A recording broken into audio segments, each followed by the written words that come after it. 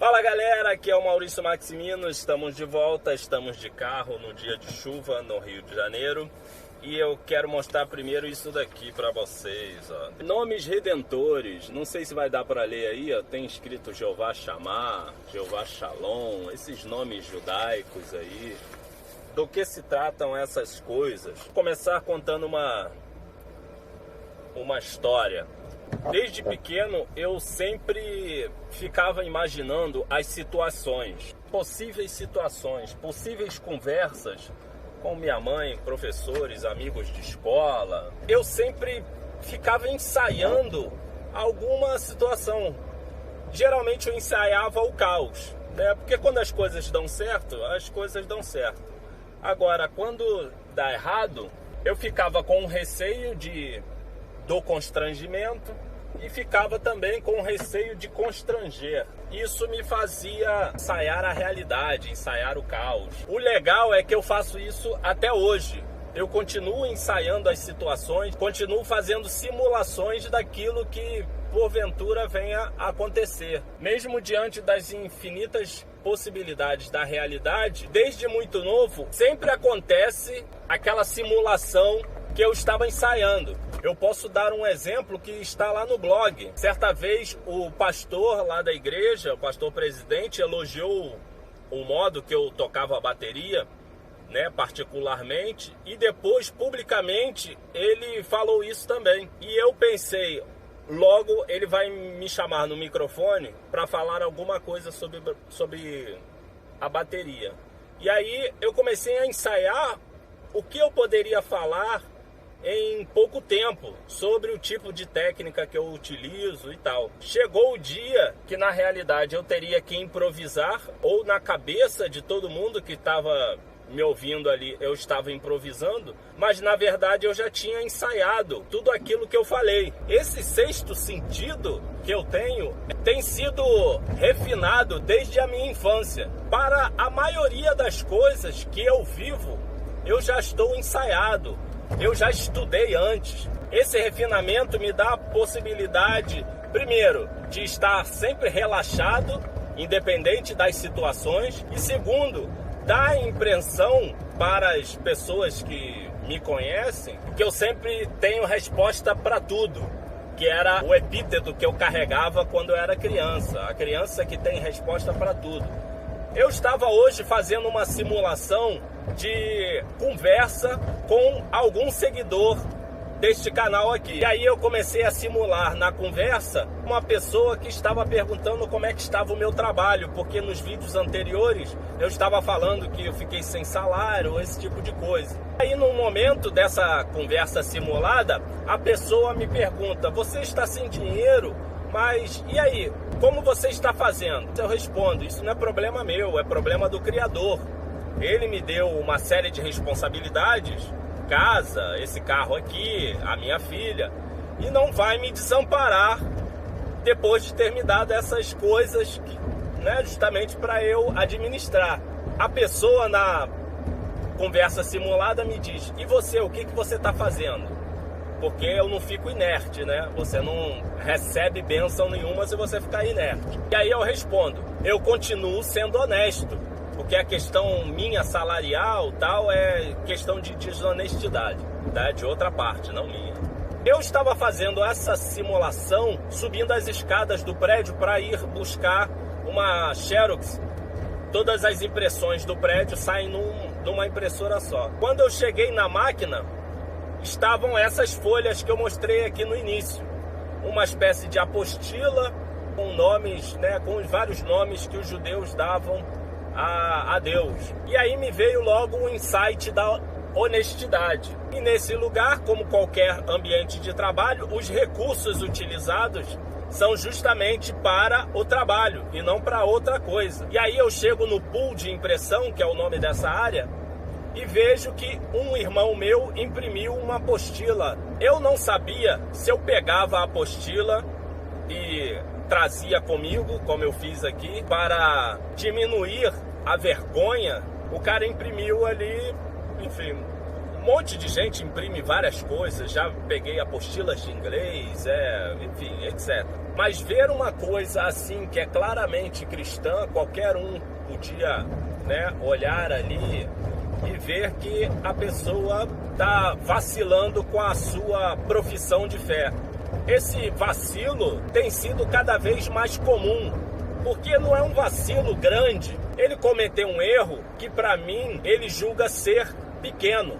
O zelo pela própria fé, ou o zelo pelo nome do sagrado, logo uma apostila falando dos nomes de Deus. Quem é cristão aí sabe o quanto que os judeus tinham um zelo pelo nome de Deus, no seu falar, no seu escrever. É um desdém com o sagrado, um desdém com a própria fé, um desdém com a própria reputação da religião dele. Então eu queria registrar isso, chamar a atenção para você ter mais cuidado com as coisas que são sagradas. Nós somos seres sagrados. A terra é sagrada.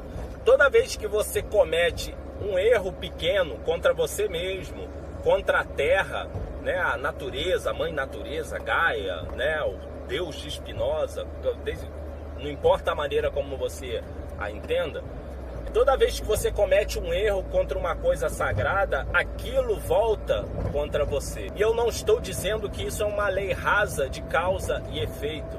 Isso é uma lei muito séria, que está nas pequenas coisas. O quão a terra é amaldiçoada por causa desses erros, por causa dessa falta de zelo. O quanto que a sua vida recebe maldições sem que alguém profira nenhuma palavra contra você, sem que alguém te deseje mal. Você mesmo se amaldiçoa quando você não tem zelo por você mesmo, pelo próximo, pela terra.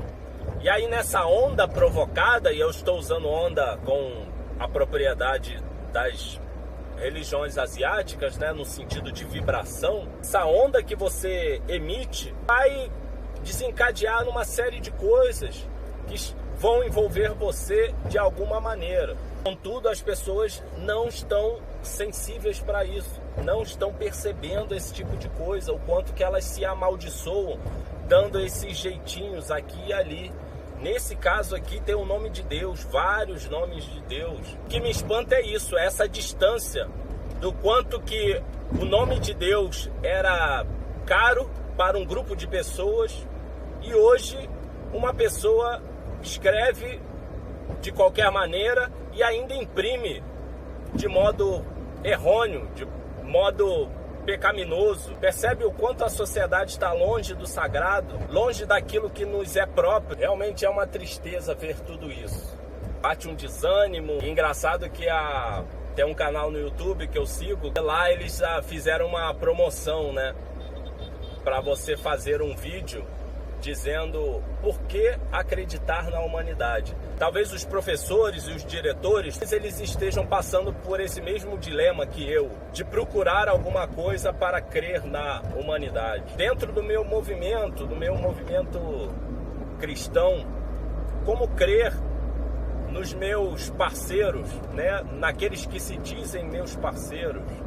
Como crer? É bem complicado. O cristianismo novo, protestante, trouxe essa separação. As coisas não devem ser adoradas, mas as coisas têm a sua sacralidade, porque são instrumentos para adoração, são instrumentos separados para culto. Então não adoramos as coisas, mas o zelo pelo templo devia ser uma coisa como é no Japão, no shintoísmo, um dever cívico. Você cuidar dos templos, manter o funcionamento, manter a qualidade. Isso, para mim, que além de frequentar a igreja, trabalha em igreja, é muito doloroso você chegar num local, ser bem recebido, a pessoa explicar a fé dela para você, tudo de graça, com uma boa vontade enorme, independente de quem você seja, o seu credo e tal. Você se sentir bem no local, porque o local está receptivo a você, está limpo, está, sabe, dá vontade de ficar lá. E esse sentimento é difícil de você ter quando você entra numa igreja cristã, principalmente a igreja protestante. Então essa série de coisas alimenta essa onda negativa. E essa negatividade vai se espalhando e volta para a própria igreja. Então se você não emite uma boa vibração na sua igreja, olha que bagunça teológica que eu estou fazendo, não vai retornar uma coisa boa. Se você quer trazer novas pessoas para a igreja, visitantes, para que conheçam o trabalho que é feito ali, veja a importância, a seriedade do que é feito, você precisa emitir as ondas da seriedade, da importância, da sacralidade. É algo tão simples, mas não tem sido guardado. Infelizmente, esse irmão que imprimiu as coisas ali fora da lei não está emitindo uma boa vibração para os seus colegas de trabalho.